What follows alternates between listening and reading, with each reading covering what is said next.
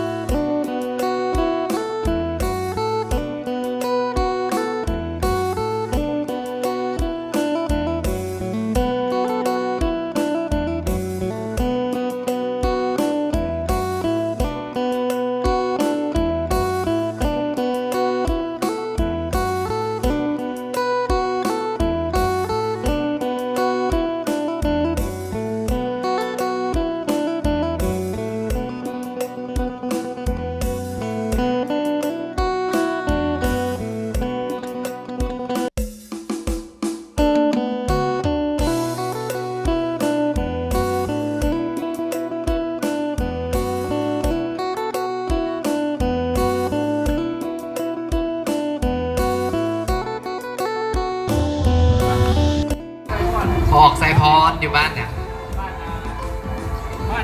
นูนแก้วบ้านนนแก้วพร้อมกันไปออกเป็นเสียงไปออกติงนนแก้วเนาะ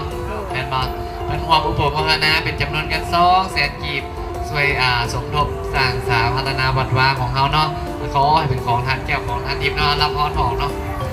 สุขีทีคายุโกภวะอภิวาทนาสีริสานิจังพุทธปัญจอิโนจัตตโลธรรมาวัฏติอายุวโนสุขังภาลังอายุดีมีแห่งได้บอกเด้อปีใหม่ฟ้าใหม่ค้าขายก็ให้ร่ำให้รวยเนาะไอ้ทางใดก็ให้ขอมีโชคมีชัยสุขสมหวังทุกประการเนาะตลอดปีตลอดไปเนาะสาธุสาธุ